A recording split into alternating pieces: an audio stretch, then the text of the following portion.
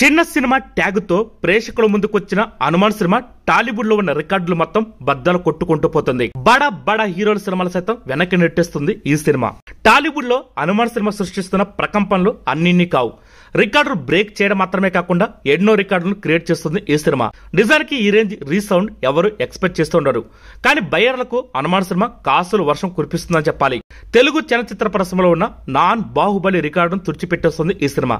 అత్యధిక లాభాలు తెచ్చిపెట్టిన సినిమాగా ఇండస్ట్రీలో రికార్డులు బ్రేక్ చేస్తుంది. ఈ జోరు ఇలాగే కొనసాగితే హనుమాన్ సినిమా లాభాల రికార్డులు కొట్టడం మరో సినిమాకి చాలా కష్టంగా మారుతుందని చెప్పాలి. ప్రశాంత్ వర్మ యూనివర్స్ లో వచ్చిన తొలి సినిమాకే ఈ స్థాయి రెస్పాన్స్ ని ఎవరు ఊహించుండరు. సినిమా చిన్నదా పెద్దదా అని డిసైడ్ చేసే ముందు ఆ సినిమా క్రియేట్ చేసిన రికార్డుల గురించి ప్రత్యేకంగా మాట్లాడుకోవాలి. చిన్న సినిమాగా ముద్ర వేసుకున్న హనుమాన్ సినిమా మాత్రం రికార్డుల్లో ఆకాశాన్ని తాకుతుంది. ముఖ్యంగా లాభాల పరంగా కాసులు వర్షం కురిపించడమే కాకుండా టాలీవుడ్ లో ఉన్న నాన్ బాహుబలి రికార్డును బద్దలు కొట్టింది ఈ సినిమా. ఎక్కువ లాభాలు తీసుకొచ్చిన సినిమాగా హనుమాన్ సినిమా రికార్డులోకి ఎక్కింది. ఈ సినిమా కేవలం 11 రోజుల్లోనే 112 కోట్ల షేర్, 209 కోట్ల గ్రాస్ రాబట్టింది. ఇప్పటి వరకు అత్యధిక లాభాలు తీసుకొచ్చిన సినిమాగా అలా వైకుంఠపురం సినిమా పేరిట ఉన్న రికార్డులు బద్దలు కొట్టింది ఈ సినిమా. అల్లు అర్జున్ హీరోగా నటించిన అలా వైకుంఠపురంలో సినిమాకి మొత్తం 75 కోట్ల లాభాలు వచ్చాయి. ఈ హనుమాన్ సినిమా మాత్రం కేవలం 11 రోజుల్లోనే బయ్యర్లకు 82 కోట్ల లాభాలు తెచ్చిపెట్టింది. టాలీవుడ్ లో లాభాల పరంగా ఉన్న రికార్డులు చూస్తే అలా వైకుంఠపురానికి సినిమాకు ముందు ఆ రికార్డు రౌడీ హీరో అయిన విజయ్ దేవరకొండ పేరిట ఉండేది.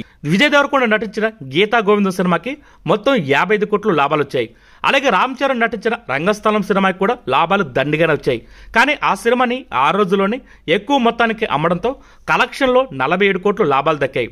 ఇప్పుడు ఈ రికార్డులు అన్నింటినీ ప్రశాంత్ వర్మ హనుమాన్ సినిమా తుడిచిపెట్టేసింది. కేవలం 11 రోజుల్లో 82 కోట్ల రూపాయల లాభాలు తెచ్చిపెట్టింది ఈ సినిమా. లాంగ్ రన్ లో ఈ రికార్డులు 100 కోట్లు 120 కోట్లు దాటిపోయినా కూడా ఆశ్చర్యపోవాల్సిన అవసరం లేదు. అలాగే సౌత్ లో మాత్రమే కాకుండా నార్త్ లో కూడా హనుమాన్ సినిమాకి విపరీతమైన క్రేజ్ వచ్చింది. విదేశాల్లో కూడా ఈ సినిమా బడా హీరోల కలెక్షన్ రికార్డులు సైతం బద్దలు కొడుతుంది. మొత్తానికి చిన్న సినిమా మొదటితో వచ్చిన హనుమాన్ సినిమా మాత్రం రికార్డుల్లో ఎన్నో పెద్ద సినిమాలకు చుక్కలు చూపిస్తుందని చెప్పాలి. హనుమాన్ రికార్డుల నేపథ్యంలో జై హనుమాన్ సినిమాపై కూడా అంచనాలు భారీగా పెరిగిపోతున్నాయి. పైగా జై హనుమాన్ గురించి ప్రశాంత్ వర్మ ఇప్పటి నుంచే హైప్ ను క్రియేట్ చేస్తున్నాడు. హనుమాన్ గా స్టార్ హీరోను తీసుకోబోతున్నట్టు కామెంట్ చేయడం చూసాం.